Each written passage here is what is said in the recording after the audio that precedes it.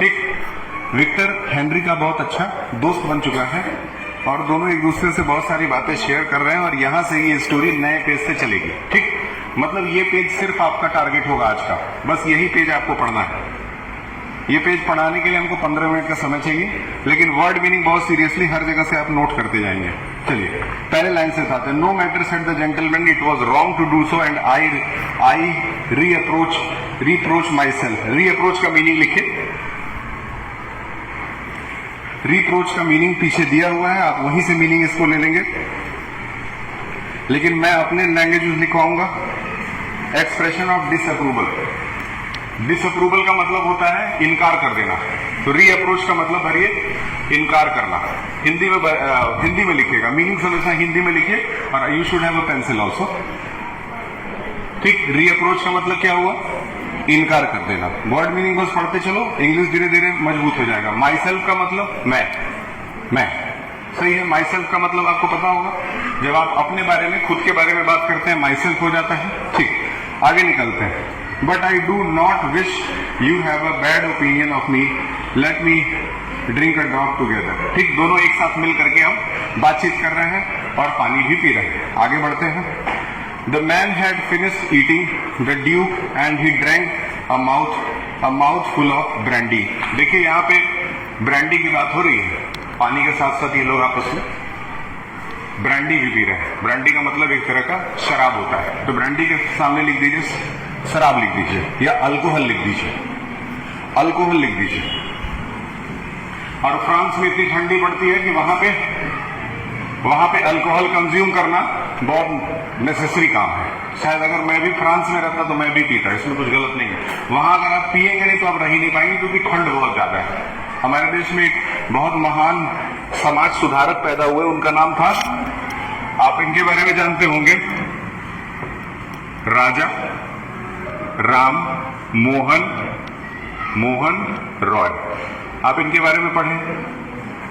ये यहां पे गए हुए थे, ये स्पेन गए हुए थे। कहां गए थे? इनका को अपना कुछ भाषण होगा, भाषण वगैरह देने के लिए गए थे, क्योंकि समाज सुधारक थे। क्या हुआ, बंद हो गया? हो रहा है ना? Thank you. राजा राम मोहन रॉय कहां गए थे? स्पेन गए थे। स्पेन में बहुत ज्यादा ठंडी पड़ती है, वहां इनको कहा गया कि सर अगर आप शराब नहीं पिएंगे तो आप रह ही नहीं पाएंगे, इसीलिए या तो मीट खाइए या तो शराब पी लीजिए। ये दो ही उपाय होता है अपने बॉडी को गर्म रखने का। और तीसरा उपाय होता है कि आप हमेशा आग के पास बैठे रहिए। तो आग के पास हमेशा बैठना तो पॉसिबल है नहीं, इसीलिए यूरोप के लोग जो है या तो मीट और या तो शराब, ये दो चीज जरूर कंज्यूम करते हैं।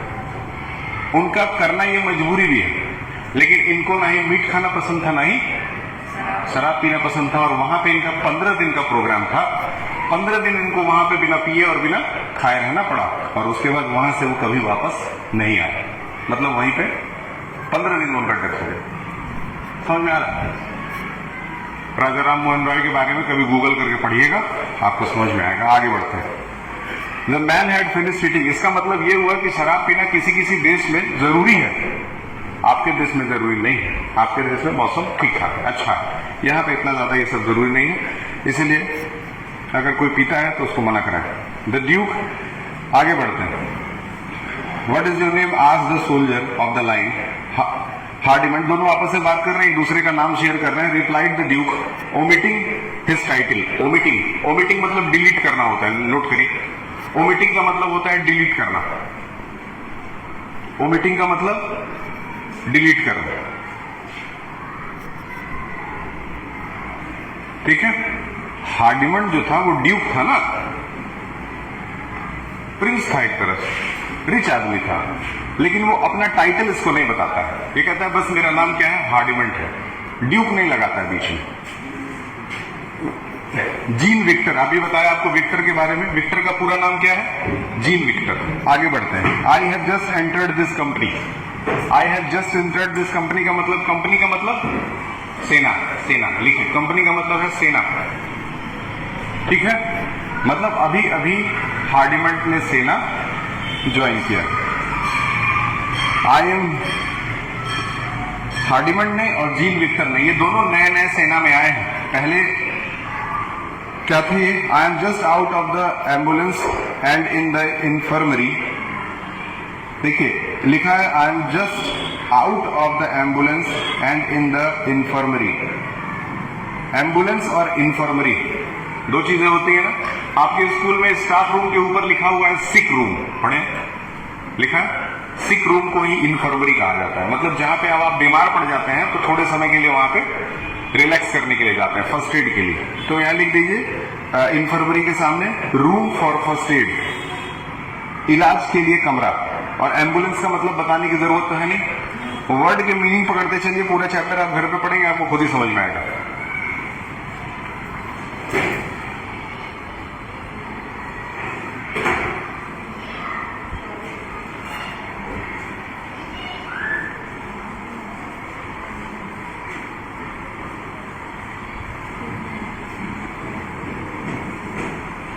ठीक है। They gave me a horse ब्यूलेंस, बहुत इंपॉर्टेंट शब्द है हॉर्स ब्यूलेंस। हॉर्स ब्यूलेंस का क्या मतलब है? हॉर्स ब्यूलेंस का मतलब है ये एक तरह का सूप है जो बीफ का बना हुआ है। ये सब बताया ना, ये अंग्रेजों वाली किताबें, ये सब इसमें फालतू चीजें लिखी। अब यहां लिखा है कि गाय के मांस से बना हुआ जूस ये लोग कंज्यूम करते हैं, जबकि हमारी सभ्यता तो ये कभी नहीं कहती है कि आप शराब पीजिए, ब्रांडी पीजिए या फिर गाय के मांस से बना हुआ सूप पीजिए। समझ में? इसीलिए सरकार ने ये किताबें बदल दी, 9th में बदलेंगे, इसीलिए बदली। फालतू चीजें लिखा, विदेशियों के बारे में पढ़ा रहा है, लेकिन मजबूरी है, पढ़िए। But I had only a scratch and the major sign my dismissal. Dismissal का मतलब होता है रेजिग्नेशन। लिखिए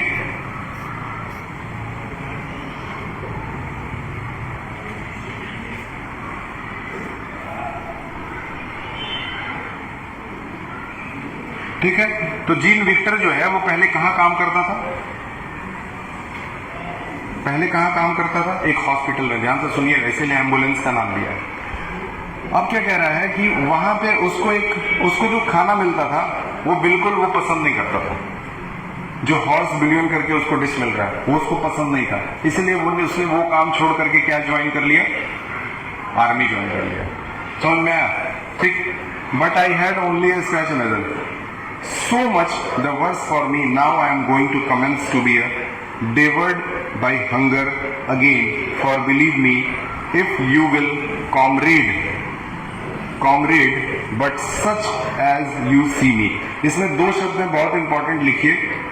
डी दूसरे लाइन में नहीं, पहले लाइन में लिखिए कमेंस। कमेंस का मतलब होता है स्टार्ट करना। कमेंस का मतलब क्या है? स्टार्ट करना, शुरू करना।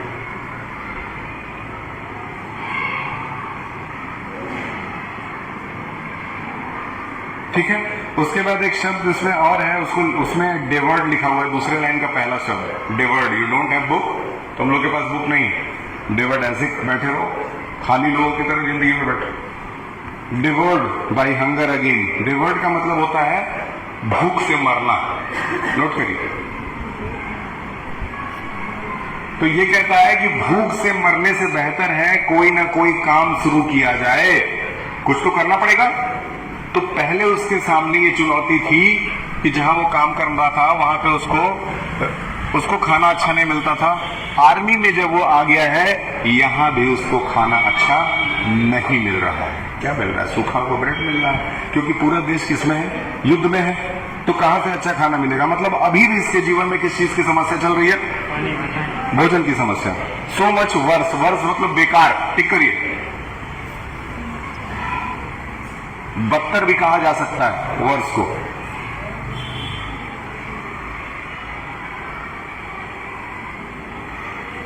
ठीक है। नीचे आइए, एक लाइन नीचे। For believe me if you will comrade but such as you see me I have been hungry all my life. Comrade का मतलब है ज्वाइन करना। लिखिए ज्वाइन। तो विक्टर अपने दोस्त हार्डिमंड को सारी स्टोरी बता रहा है। उसको आर्मी में रहने की शर्तें बता रहा है कि आर्मी में रहना भी बहुत कठिन काम है, इतना आसान नहीं है। क्योंकि यहां भी आपको कई कई दिन तक भूखा रहना पड़ता है। जब युद्ध का समय चलता है तो क्या करना पड़ता है? क्या युद्ध का समय क्या भूखा रहना पड़ता है? The words were starting especially by a Sebright who had just been longing for the kitchen of the cafe Anaglis। अब देखिए यहाँ पे कुछ ऐसे वर्ड्स दिए हुए हैं जिसमें आपको एक नाम है स्पेशली टू बी अ साइब्रिट लिखा है, दिख रहा है, who had just been longing for the kitchen of the cafe Angelus, and the Duke Hardimont looked at his companion in almost terrified amazement। ठीक, आर्मी का अपना एक किचन होता है, आर्मी की किचन में भी एक आर्मी का ही आदमी काम करता है, उसमें अलग से कोई खाना बनाने वाले अच्छे अच्छे कुक्स नहीं आते हैं, वहां आर्मी के लोग ही खाना बनाते हैं। तो आर्मी के लोग जब खाना बनाएंगे तो वो उतनी अच्छी क्वालिटी का खाना नहीं होता है। और जबकि हार्डिमंड जो है वो बचपन से ही ऐसी जिंदगी जी करके आया है जहां पे उसको खाने की कोई कमी नहीं थी। तो अब ये दोनों यहाँ पे खाने के बारे में बात कर रहे हैं, किचन के बारे में बात कर रहे हैं। वो पूछ रहा है यहाँ का किचन कैसा है, तो वो कह रहा है कि किचन में जो वहां का जो हेड है उसको हम लोग कहते हैं कैफे एनेग्लिस। टिक करिए, जो वहां का किचन संभाल रहा है, ठीक, उसके नीचे एक शब्द है टेरिफाइड। टेरिफाइड मतलब डरा हुआ, लिखिए टेरिफाइड मतलब डरा हुआ।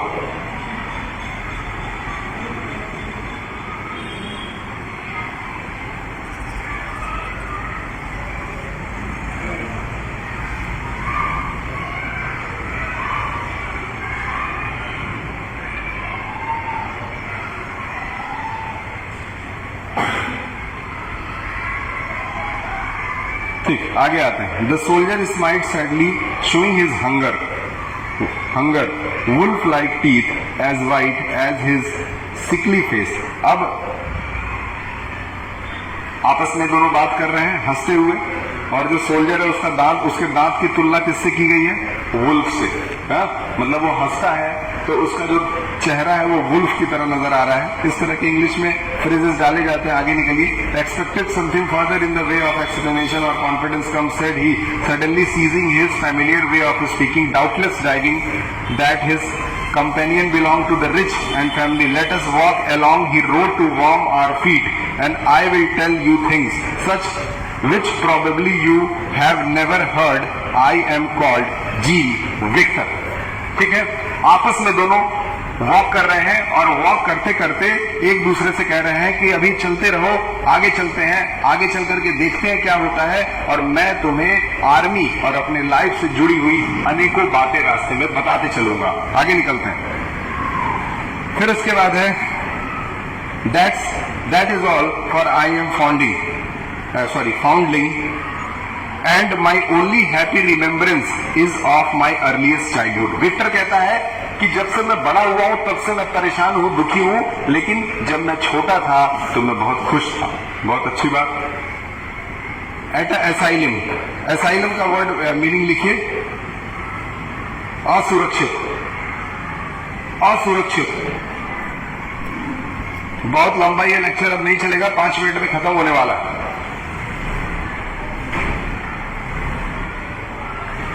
ठीक है, असाइलम। असाइलम क्या है?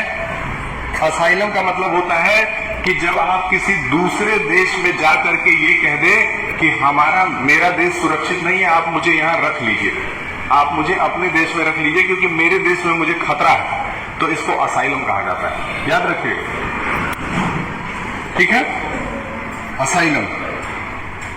ठीक, तो विक्टर का ख्याल जो है, एक सिस्टर रखती थी, a kind sister took care for me quite young as a wax taper, she died afterward of lung trouble 1। ठीक, तो बचपन से ही विक्टर को पाल पोस के किसने बड़ा किया? एक सिस्टर ने, लेकिन उनके लंग्स में कोई डिजीज था जिसकी वजह से उसकी सिस्टर मर गई, उनका डेथ हो गया। ठीक, फिर उसके आगे लिखा हुआ है, she died afterward for a lung trouble. I was her favorite because she used to draw me to her side and lay lay her warm thin hand on my forehead, मेरी जो सिस्टर थी वो मुझे अपने just बगल में बैठा करके मेरे सर पे हाथ रख करके सहलाती थी, मतलब मुझे बहुत मानती थी। आगे बढ़ते हैं। She used to harm. उसके बाद है but when I was 12 year old after my first communion। देखिए फर्स्ट कम्युनियन का मतलब वहां पे जैसे यहाँ बोर्ड एग्जाम देते हैं ना बच्चे, बोर्ड एग्जाम देते हैं, तो वहां पे कह रहा है कि जब मैं 12 साल का था तो उस समय में अपने प्राइमरी विद्यालय को पास कर चुका था। ठीक, उसके बाद कह रहा है कि मैं बहुत गरीब था। आगे देखिए शब्द लिखा हुआ है there was nothing but poverty. Poverty मतलब गरीबी लिख लीजिए।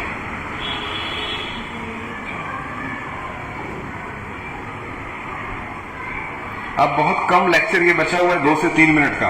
The manager put me as apprentice. लिखिए अप्रेंटिस शब्द का मतलब लिखिए।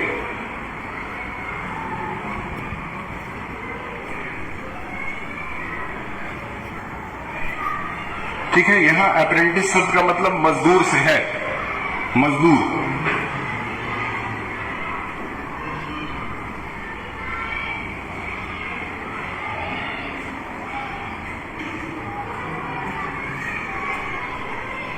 ठीक, तो 12 साल के एज में ये मजदूरी का काम कर रहे थे एक चेयर मेंढर के यहां। चेयर मेंढर कौन? चेयर मेंढर कौन? जो चेयर बनाता हो, जो लकड़ी के चेयर बनाता हो, जस्ट लाइक की बड़ा ही कह सकते हो उसको। ठीक, आगे निकलिए। The manager put me as apprentice with the chair mender in Faubourg Saint Jacques. ये जगह का नाम है, इसका कोई मीनिंग नहीं होगा। उस जगह का नाम है फेबर्ग सेंट जेक्स। आगे बढ़ते हैं। That is not a trade, you know it is impossible to earn one's living at it. वहां कहता है कि मैं इतना कम पैसे कमा रहा था कि उतना पे मेरा गुजारा ही नहीं हो सकता था। It was there that I began to suffer with hunger. और वहां भी मैं भूख के मारे तड़पता था। The master and mistress two old lemons. लिखिए बुजुर्ग, टू ओल्ड लिमोसन्स। यहां बुजुर्गता की बात हो रही। Afterward murdered when terrible misers, and he bread cut into tiny pieces for each meal was kept under the lock as key the rest of the time. You were astonished just now when you saw me take the bread out of the mud. सही है ना? बता रहा है कि मेरे वहां पे 2 मिस्ट्रेस थे, 2 मिस्ट्रेस लोग थे, एक मास्टर थे, एक मिस्ट्रेस थे। वो अपना ब्रेड छुपा करके जहां रखते थे वहां से मैं चुरा करके खा लेता था, वहां से मैं निकाल करके खा लेता था, क्योंकि उस समय भी उसको ब्रेड की परेशानी थी। फिर उसको याद दिलाता है, देखो जब तुम्हारे हाथ में ब्रेड था तो तुम्हारे हाथ से भी मैंने लेकर के खाया। मतलब आज भी उसको ब्रेड की परेशानी है, इसीलिए इस चैप्टर का नाम ही है अ पीस ऑफ ब्रेड। हर जगह इसमें ब्रेड की परेशानी है लोगों को। ठीक, अब लास्ट का 1 मिनट चलेगा। I was used to that, for I had picked up enough of it and crushed for the dust, and when they were too hard and dry, I would soak him all night in the basin. क्या बोल रहा है? ये बोलता है last में जाके कि ब्रेड मैंने वहां से निकाला। कभी कभी ब्रेड बहुत सॉफ्ट रहता था तो मैं तुरंत खा जाता था, कभी कभी ब्रेड बहुत हार्ड रहता था। अगर पाव रोटी जिसकी बात हो रही है तो उसको मैं पानी में पहले गीला करता, पानी में भिगा देता था तो वो नरम हो जाता था, उसके बाद मैं उसको खा लेता था। समझ में आ रहा है? ठीक, लास्ट के 30 seconds. I had windfall some time such as piece of bread nibbled at the end when the children would take out their basket and throw the sidewalk. चलिए, लास्ट के 15 सेकंड में ये कहता है कि कुछ बच्चे जब स्कूल जाते हैं तो अपने साथ टिफिन या लंच लेकर के जाते थे, है ना? तो वो बच्चे जब अपना टिफिन पूरा नहीं कर पाते थे तो अपना ब्रेड फेंक देते थे। वहां से भी मैं वो ब्रेड पिक करके खा लेता था। ठीक है, तो मतलब आज जो है वो हम लोगों ने सिर्फ और सिर्फ विक्टर की मजबूरियां पढ़ी। इस पूरे पेज में सिर्फ और सिर्फ विक्टर और हेडिमंट के बीच में बातचीत हो रहा है।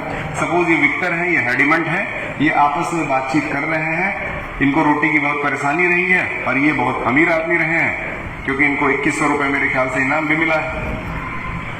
तो ये दोनों आपस में पूरे स्टोरी में आज पूरे दिन भर बात किए हैं कि भैया रोटी की कितनी समस्या मुझे बचपन से रही है, मैं कितना गरीब रहा हूं और मैंने कितना ज्यादा स्ट्रगल किया। ठीक, एक लास्ट में आपका 2 पेज का ये काम बचेगा। ठीक है, ये एक ही दिन में हम लोग कल कंप्लीट करेंगे। आप ये बताइए कि आपके पास एक्सरसाइज पहुंचा है कि नहीं पहुंचा? नहीं पहुंचा है, ठीक है, अभी वो पहुंच जाएगा। तब तक आप अपने